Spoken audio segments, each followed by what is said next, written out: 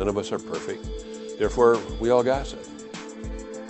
How you address it in a way that's helpful to the organization. Just like the air goes out of our tires, we don't get a blowout. All of a sudden what happens is the air goes out of our tire and the car isn't moving. We say, what happened? And it's happened before we knew it happened, but we're not moving and we're not positive anymore.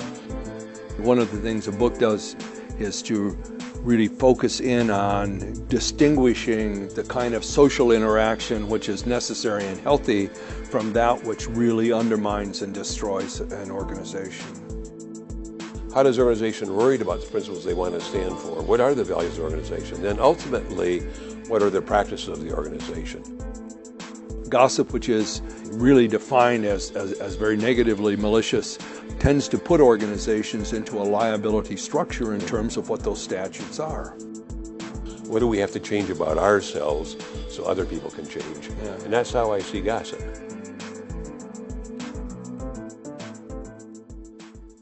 It's been 3 or 4 years since we first started thinking about doing a book on gossip, and I can remember, both you in terms of your consulting and the work you've done, especially I suppose on the West Coast and me out here in the Midwest, how frequently people were asking us and talking and sharing with us about the devastation and the bad things that were going on in our organizations and gossip. So here we are, we got ourselves a book. For me at least, what was really a useful part of the process of writing it is how much stuff we looked at, how many different research articles, with the thought that what we would try to do is put it into book form, useful to an organization, but at the same time with a real focus not so much on gossip is bad, but much more on how you address it in a way that's helpful to the organization. For a profit organization, a manufacturing situation, a church, a village, committee made up of trustees. I think that as we have these experience and understand the application, we really, I think we've sort of recognized that gossip is a problem across a lot of domains and a lot of things. Probably the most important thing was the emphasis on that positive, affirming culture. That just because of who we are, none of us are perfect. Therefore, we all gossip. And there's an importance in my mind, as you were reminding me, that we acknowledge that and then we begin the work and the understanding of creating that positive environment. Something that even the Pope talked about in his Christmas message was right. Not so much that, okay, person A says something nasty about person B to person C, but it was much more about kind of a caustic, hostile, negative environment that is created and then perpetuated, and where gossip becomes part of that constant process of perpetuating that whole negativity, and how that negativity undermines the effectiveness of the whole organization. And so it's kind of easy to see, well, it was just one simple little piece of gossip, what's such a big deal about this?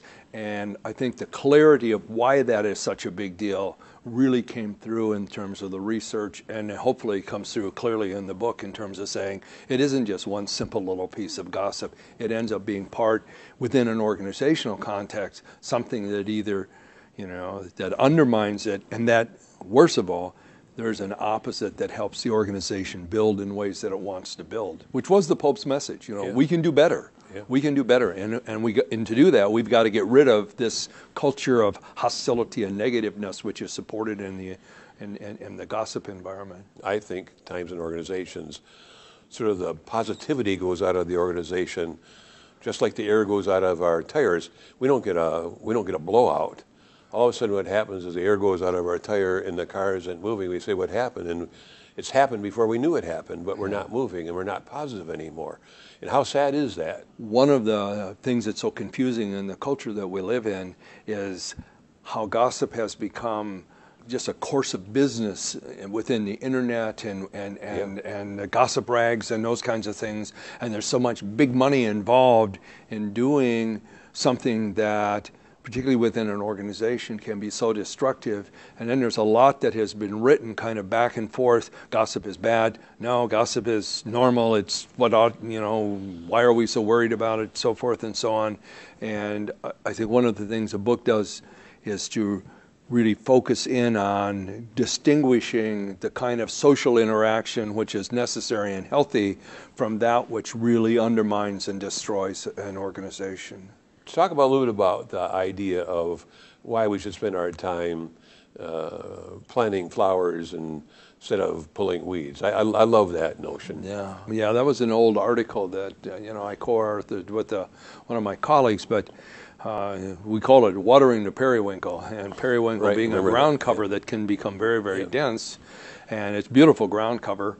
I've used it in a couple of my own residences, but that it gets so dense that the weeds are choked out by the periwinkle, and so if you're just focusing on pulling the weeds, then the weeds just grow back.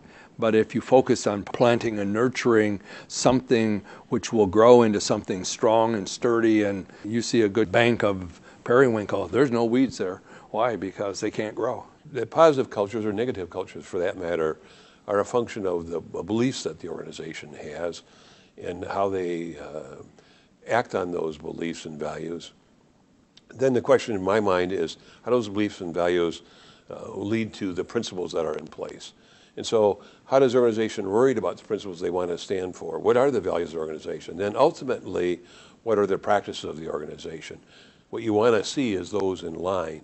And I think what we have seen in organizations that unfortunately are characterized by a lot of gossip and other kinds of negative employee-to-employee behavior is organizations that the practices have gone wrong. And so you have an organization out of alignment. The values, the principles, and the practices are discordant. Therefore, you have a troubled workplace. You have a place where people don't really want to be. All real growth within an organization, begins if you're a manager or supervisor and you're looking at raising the level of communication, making communication more positive amongst your employees, and thus by thus doing eliminating gossip. Is that it really has to start with you. That you have to be aware of your own patterns of communication in two ways. One, to what extent are you participating in the negative? And what our experience was, once you start to think about it, you find yourself being more negative than you realized you were. Yeah. All right. But then the second thing is, are you aware consciously of how you contribute to the positive? So you have to have both of those things going. And I think the book explores that pretty thoroughly. We have a choice. We can hang around with gossiping people and negative people, or we can make a choice and say, you know what, I prefer to hang around with people who are uplifting and people who are positive, because, we can look at this, people can look at you and I and say, these aren't 40-year-old guys who've written this book. I don't want to spend my last years with negative, gossiping people. I want to do my work trying to lift people up and explain to them that things can be much better than they are. And I think that's the reason that when we came together, I think we share that optimism about the workplace. Isn't it naive to preach a gospel, if you would, of no gossip for an organization? Because people are people, they're going to talk. Yeah. What do you think? The most naive notion is that people are perfect. None of us, I think, are on a journey to achieve that. So if we're not perfect, there was something in between less than perfect and perfect. And that's where I put myself. So to me, it would be foolhardy to try to say to an organization as a CEO or in some other position of leadership that from now on, let's stop gossip. We're not going to do it. And you don't need to. Nobody does it. In a good organization, they don't do it. It's just not how I understand human nature. I think it's more difficult for an administrator or a CEO or for anybody else to go through an organization where you're not saying you can't do it. Because now you have to deal with the tension of what is, as opposed to naively saying, we have a zero tolerance policy here, no gossip, you're gone. People will laugh at us, it's naive. At the same time, one of the things we talk about is that as a statutory matter in this country, yes. All right, organizations are required to provide an environment for employees that are free of certain things, free of sexual harassment, free of bullying behavior. Exactly you can right. go down Yep. the list, Yep. and for instance, there's a lot of what we had experienced both in our own lives or our own activities, hearing and seeing, and what examples people shared with us. A a lot of what people viewed as this negative gossip could certainly be called a type of bullying behavior, Yes, a type of yeah. that is creating exactly in an organization the time of hostile environment that organizations are directed statutorily to not have. I don't think we thought we'd spend as much time about the implications of gossip on the internet, for example, Yeah. on the web. And it's that same thing, that whole notion of people like hate trolls and people who really go out of their way to destroy other lives and do. I just found that fascinating in terms of, as we did our work, in terms of discovering the rampages of gossip on the internet. Yeah. And I mean, I thought, my goodness, it's something to be concerned about. Yeah, and I have to confess that I have my 22-year-old daughter fix my smartphone because I don't know how to do it, and so I'm a little bit in the same category you are. These are, that whole venue is something, and Yeah. we became more aware of it when we began to study the different apps that are called social apps, and boy, Yeah. and how caustic some of those could be, Yeah. and the negative comments, which also led us, interestingly enough, into kind of a refocus on something that's called catharsis theory. And if I get to dump on you all my feelings, do I now walk Right. away and feel better? And the evidence says, in most cases, probably not. You just probably talked yourself into feeling worse. And that if you want to feel better, positive psychologists say, then you better rethink about how you're talking about your life, and rethink about, and that the way you talk about your life is going to have is going to be what's going to open that door to better feelings, as opposed to, boy, the more negative, if I can just dump all this negative feeling I have on somebody else, and boy, life will be wonderful. In the old days, when people said, if you're upset, pound your pillow, hit something hard, take it out. Like you said, the whole notion of catharsis now seems to be not the best way to go. Yeah. That isn't what we're after. So I think that we have to be more temperate and reflective on who we are. And sometimes I say to people, I think that in a situation, what we have to look at is, what do we have to change about ourselves so other people can change? Yeah. And that's how I see gossip. It's like, how am I looking at it in my own life, knowing I'm not perfect? And maybe I need to change myself. It's your notion about being reflective so that other people can change.